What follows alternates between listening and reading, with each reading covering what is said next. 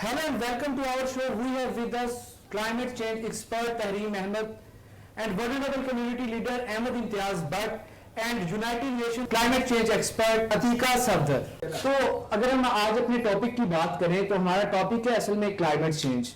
अगर दुनिया की बात करें, दुनिया में और पाकिस्तान में इस टाइम एक हॉट टॉपिक बना हुआ है. तो हमारे साथ मौजूद हैं एक्सपर्ट है क्लाइमेट चेंज की तहरीम अहमद. हमारा पहला क्वेश्चन भी इनसे ये होगा कि असल में ये बताएं कि ये क्लाइमेट चेंज है क्या. देखिए Adil, first of all thank you so much, आपने मुझे अपने शो में बुलाया. क्लाइमेट चेंज जो होता है वो टेम्परेचर में, दुनिया के टेम्परेचर में जो भी चेंज आता है उसको हम कहते हैं क्लाइमेट चेंज.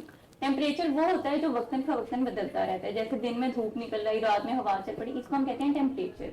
लेकिन क्लाइमेट वो होता है जो एक लंबे अरसे तक रहता है और अपना असर छोड़ के जाता है और लंबे अरसे बाद बदलता है. अच्छा, लेकिन इस फिनोमेना की वजह क्या है? इसके फिनोमेना की बात करें तो फॉसिल फ्यूल्स के इस्तेमाल से इंसान जो ग्रीन हाउस गैसेस जैसे मीथेन वगैरह एटमॉस्फेयर में बढ़ा रहा है, उन गैसेस के रिलीज होने से अल्टीमेटली ये टेम्परेचर बढ़ता जा रहा है. हमारा जो इन्वायरमेंट खराब हो रहा है तो उसके लिए जो हमारे पास इदारा है जो इस वक्त काम कर रहा है वो यूनाइटेड नेशन. तो आप हमें बताएं अतीका, आप यूनाइटेड नेशन की तरफ से रिप्रेजेंटेटिव भी हैं, तो आप बताएं कि आपके इदारे ने इन चैलेंजेस से निपटने के लिए क्या इकदाम किए? ने क्लाइमेट चेंज पर इक़दाम के लिए बहुत जोर दिया और यूनाइटेड नेशन ने कहा है कि वो इस सदी के आखिर तक जो टेम्परेचर है वो 2 डिग्री सेल्सियस तक महदूद करने का इरादा रखते हैं. हाँ, तो ये बहुत अच्छे इकदाम है. लेकिन हमारे जो ऑडियंस है इन्हें ये बताइएगा कि असल में दुनिया के मुख्तलिफ खित्तों में क्लाइमेट चेंज का कितना असर पड़ रहा है? दुनिया के मुख्तलिफ ममालिक में क्लाइमेट चेंज मुख्तलिफ तरीके से असरअंदाज हो रहा है, कहीं ज्यादा और कहीं कम. जी बहुत शुक्रिया. तो अब हमारे साथ मौजूद हैं इंटीरियर सिंध से अहमद इम्तियाज बट. तो बट साहब, आप हमें ये बताएं कि आपके इलाके में फ्लड आया और जो हमें पता है कि काफ़ी ज़्यादा बुरे असरात उसने मुरतब किए, तो उसकी वजह से आपकी रोज़मर्रा ज़िंदगी में क्या इफेक्ट हुआ है?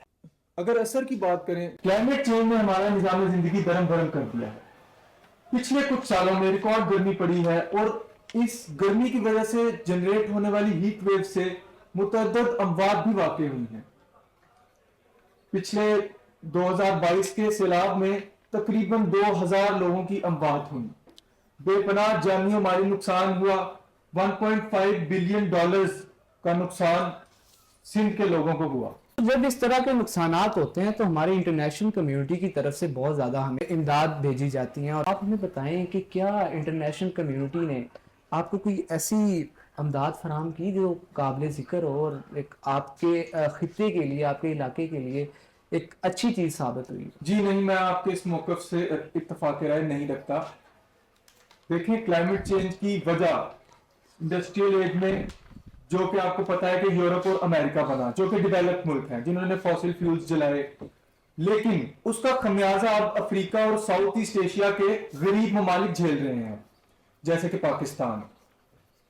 और आप बात कर रहे थे इमदाद की, तो इमदाद तो सिर्फ आटे में नमक के बराबर है जो हमारा नुकसान हुआ है. अच्छा, तो तहरीम आप ये बताएं कि क्या वाकई ये अभी हमारे पास जो थे हमारे कम्युनिटी के लीडर वो बता रहे हैं कि ये जो भी हो रहा है ये इंटरनेशनल कम्युनिटीज़ की तरफ से हो रहा है कि फॉसिल फ्यूल्स और इंडस्ट्रियलाइजेशन उन्होंने की है, तो इसमें जो गरीब ममालिक हैं, पाकिस्तान हो गया या फिर साउथ अफ्रीका के ममालिक हो गए, क्या उनका इनमें कोई हिस्सा नहीं है?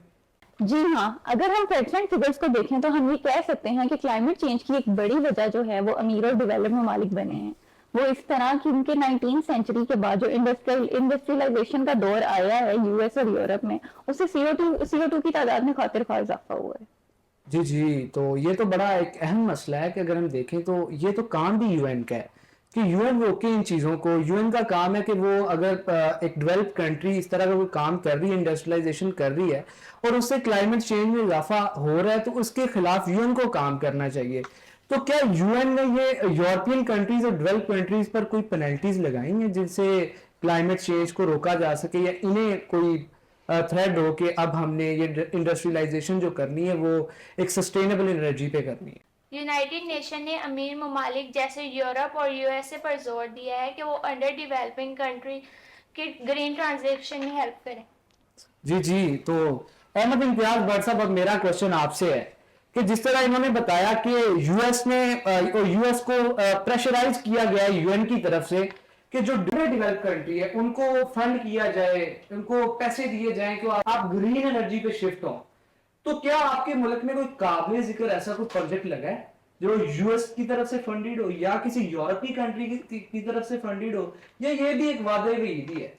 دیکھیں جی, ایسے وعدے وعید تو متعدد بار متعدد جگہ پر ہوئے ہیں. ابھی COP 27 کی جو کنونشن ہوئی اس میں یونائٹڈ اسٹیٹس آف امریکہ نے وعدہ کیا ہے کہ وہ رینیوبل پاور پلانٹس غریب ملکوں میں لگانے, جس سے غریب ملکوں کی فوسل فیولز کے اوپر ڈیپینڈنسی کم ہو, اس کے لیے فنڈز جاری کرے گا. ہمارے ملک میں ہی دیکھ لیں, صرف کراچی میں ایک چھوٹے ونڈ پاور پلانٹ کے علاوہ کسی قسم کی کوئی فنڈنگ یا کوئی پروجیکٹ تکمیل تک نہیں پہنچا. تو اس کا مطلب یہ بھی آپ کے کہنے کے مطابق یہ وعدے وعید ہیں, اس کے اوپر کوئی امپلیمنٹیشن, کوئی پراپر طریقے سے امپلیمنٹیشن ابھی تک نہیں ہو سکی. یہ صرف کھوکھلی باتیں ہیں. جی جی. تو اب ہم آخر میں اپنے شو کا بھی اختتام کرتے ہیں, اور ہمارا لاسٹ کوشچن ہوگا اپنے ایکسپرٹ سے کہ وہ کیا دیکھتے ہیں, وہ اپنی ایکسپرٹ کی نظر سے کیا دیکھتے ہیں کہ آگے مستقبل میں کلائمیٹ چینج کے یہی حالات رہیں گے یا کوئی بہتری بھی ہے؟ دیکھیں, کلائمیٹ چینج کی جو بھی وجہ بنی ہو, اس وقت یہ پوری دنیا کا مشترکہ مسئلہ ہے. ہمیں اس وقت اپنی سرحدوں کو چھوڑ کر فی الحال پوری دنیا کی فکر کرنی چاہیے, کیونکہ اگر دنیا ہی نہیں رہے گی تو ہمارا ملک بھی الٹیمیٹلی خطرے میں پڑ جائے گا. تو جی ہاں, بالکل انہوں نے یہ بالکل صحیح بات کی ہے کہ اگر دنیا ہی نہیں رہے گی تو ہمارے ملک کو بھی خطرات لاحق ہو جائیں گے. تو اسی کے ساتھ ہم اپنے شو کا اختتام کرتے ہیں, اور آپ سب کا بہت شکریہ ہمیں ٹائم دینے کے لیے. والسلام.